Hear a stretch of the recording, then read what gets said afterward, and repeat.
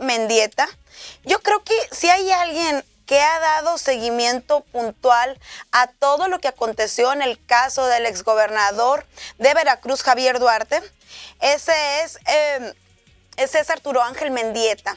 Él fue parte, y la investigación que hizo para Animal Político, las empresas fantasmas de Veracruz, fueron, yo creo que parte crucial de los datos que recabó las autoridades para enjuiciar en este proceso. Y él tiene también todos los detalles sobre qué va a pasar con Karime Macías.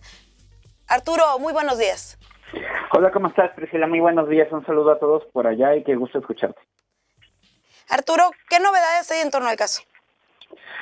Bueno, lo que tuvimos finalmente esta semana, yo te diría, fue pues el primer paso de un proceso de extradición en el caso de Karime Macías, esposa del exgobernador Javier Duarte, quien hay que recordar, está actualmente en prisión cumpliendo una sentencia de 9 años de cárcel por lavado de dinero. Y bueno, a Karime Macías se le giró desde mayo del año pasado una orden de aprehensión también por un hecho que fue muy común en Veracruz. Nosotros lo documentamos periodísticamente, no solo en el reportaje original de las empresas fantasmas, sino luego en una posterior que trabajamos con Animal Político y Mexicanos contra la Corrupción, la salida de múltiples millones de pesos a empresas fantasma desde varias dependencias del gobierno de Javier Duarte. Y todo empezó por el DIF estatal que presidía Karime Macías, desde donde salieron por lo menos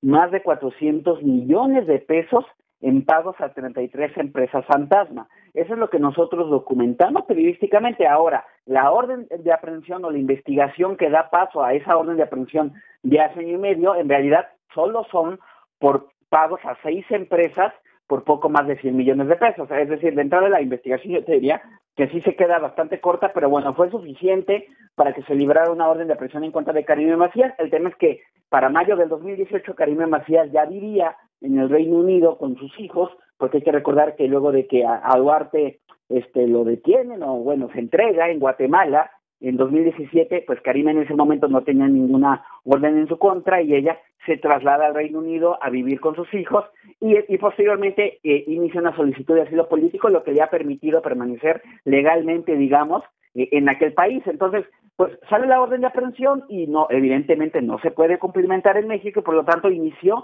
este proceso de extradición que tardó muchísimo en arrancar. Nosotros también publicamos que fue hasta octubre del año pasado, o sea, pasaron solamente 5 o 6 meses para enviarle la solicitud inicial al Reino Unido, luego hubo que hacer ajustes, trámites diplomáticos, en fin, una cosa ahí bastante engorrosa, también burocrática, pero finalmente, pues lo que no hubo ningún avance hasta que la semana pasada las autoridades judiciales del Reino Unido ya le comunicaron a Karime que ahora sí se iba a iniciar este procedimiento, que todos los requisitos y trámites ya estaban como lo marca el tratado, y que entonces hay que dar paso a este proceso, que es un juicio en el que se va a definir, el Reino Unido va a definir si hay elementos, no si Karime es inocente o culpable, por supuesto, pero si hay elementos que sustenten esa orden de aprehensión en contra de Karime y por lo tanto definir si le entrega o no al gobierno mexicano. Es un proceso que, como los abogados ya nos adelantaron que por lo menos de inicio tienen la idea de pelearlo, de combatirlo,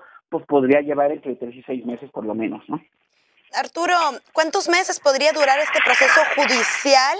Y en caso de que se le haya impuesto una fianza por parte de las autoridades en ese país, ¿de cuál sería?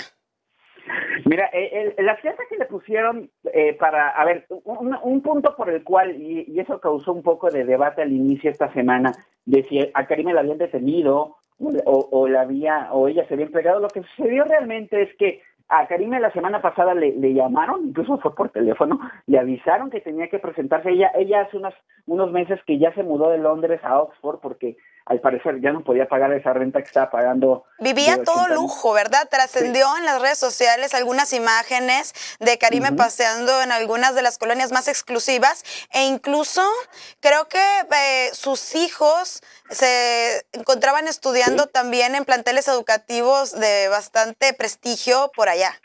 Sí, por lo menos uno de ellos en el Eton College, que es una escuela donde han estudiado, pues nada más que hijos de reyes y primeros ministros, ¿no? Entonces, sí, el propio Javier Duarte, en una de las tantas cartas que hizo público, él dijo que vivían modestamente con 180,000 pesos mensuales, lo cual, pues, a lo mejor será muy modesto visto desde el Reino Unido, pero desde aquí, pues, parece mucho dinero. De pura renta eran como 80,000 pesos, entonces, al parecer ya no les daban los números. Entonces ella se muda a Oxford y entonces le avisan que tiene que regresar a Londres para comparecer, y aconsejada por sus abogados, ella acude voluntariamente a las 9 de la mañana, hora de Londres, por supuesto, el lunes pasado, y se presenta ante las autoridades judiciales, esto con la idea, además, pues de decir que ella está dispuesta todas las veces que se requiere estar ahí. Evidentemente, de inicio se hace un trámite de detención porque hay que cumplir ese protocolo, es donde se da esta detención, pero finalmente le imponen pues en realidad varias medidas que no conocemos aún a fondo. Sus abogados están lógicamente con bastantes reservas de detallar qué tipo de medidas restrictivas se le impusieron a Karime, pero la que trascendió evidentemente fue esta cantidad de 150,000 libras, ¿no? Algo así como más de 3,5 millones de pesos. No sabemos si es que se tuvo que pagar por completo o al menos una parte, como es aquí en México, donde de inicio no tienes que cubrirla todo, simplemente garantizar algún porcentaje. Y lo que va a suceder entonces es que ella pues va a poder continuar, no en una prisión, pero seguramente sí con algunas restricciones en lo que se desarrolla, insisto, todo este juicio de extradición. Una de las posibilidades que siempre hay, y sucedió con el caso de Javier Duarte, es que él acepte voluntariamente venir a México, ¿no? A lo mejor, no sé, en el caso de Karime, pensando que a lo mejor ya en este momento ya es otro el contexto político, ya son otras las autoridades en Veracruz, en nivel federal, ellos podrían evaluar que a lo mejor el escenario es más favorable, porque además sostienen que la acusación es muy débil, porque sí hay que decir una cosa, está probadísimo que el DIF de Veracruz, como muchas otras dependencias más, dieron contratos a empresas fantasma. Eso periodísticamente nosotros lo tenemos además muy confirmado, pero otra cosa es cómo muestras que Karime lo instruyó, porque su firma no está en ningún lado, ¿no? Entonces, yo le hablé con algunos de sus abogados, pero ellos dicen que de momento no tienen pensado aceptar esa extradición, más bien piensan presentar elementos para tratar de que no se ejecute la misma, e insisto, por lo tanto, este procedimiento, pues de inicio podría tomar mínimo 3 meses, es decir, yo creo que estaríamos viendo algunos resultados para el próximo año,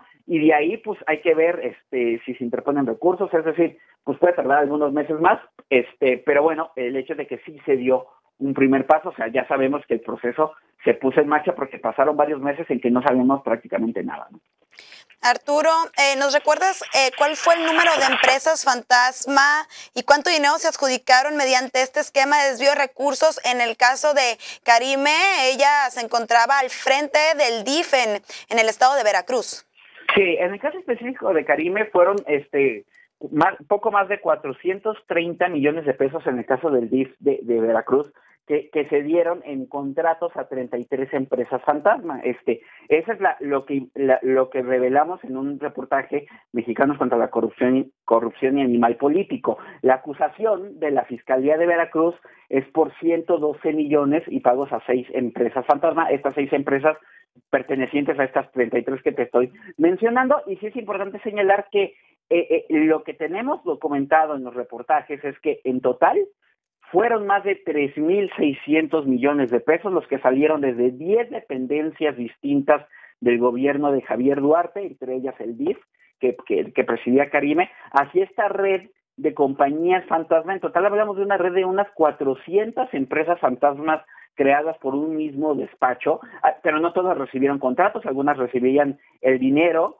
y otras más bien eran utilizadas para ir triangulando los recursos y que se fuera disfrazando el origen, y finalmente incluso llegamos a documentar cómo algunas empresas de esta red, por ejemplo una de ellas, inyectó recursos a la campaña del entonces candidato Enrique Peña Nieto para pagar representantes en casillas, ¿no? Se utilizaban para comprar propiedades, en fin, hay todo ahí un entramado que la verdad las autoridades todavía han explorado muy poco, pero que logramos probar. Y también no hay que olvidar que la Auditoría Superior de la Federación pues tiene denuncias y documentó el desvío o el mal uso de más de 40,000 millones de pesos de fondos federales en lo que fue toda la administración de Javier Duarte.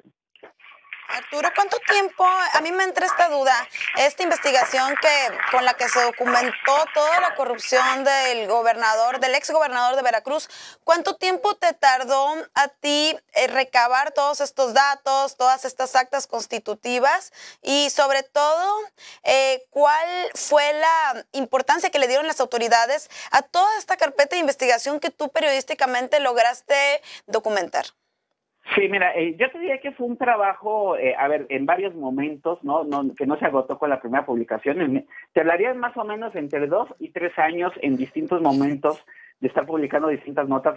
El primer reportaje inicial, que fue el de las empresas fantasma de Veracruz, tomó algo más de un año. En ese momento, en aquel reportaje, revelábamos que había 650 millones que habían salido a 4 dependencias del gobierno de Veracruz. Luego nos fue llegando más información, nosotros mismos fuimos pues afinando, además fuimos construyendo también en Animal Político una metodología de cómo investigar estos casos que luego se aprovechó bastante para el reportaje de la estafa maestra, ¿no? Es decir, también fuimos aprendiendo un poco sobre la marcha y con la información que nos fue llegando, fuimos documentando luego ya algunos aristas mucho más a fondo, como por ejemplo el tema del DIF de Veracruz, ¿no? Donde casi un año después de que se publica el reportaje original, o poco más de un año después, logramos ya documentar cuánto exactamente había salido del DIF y en realidad cuántas empresas estaban involucradas en esto. Fuimos descubriendo gracias a información que en algún momento incluso el propio Instituto Nacional Electoral reveló, pero no sabían ellos de dónde venía la empresa, pues el financiamiento ilegal de campañas. En fin, yo diría que fue un trabajo de más o menos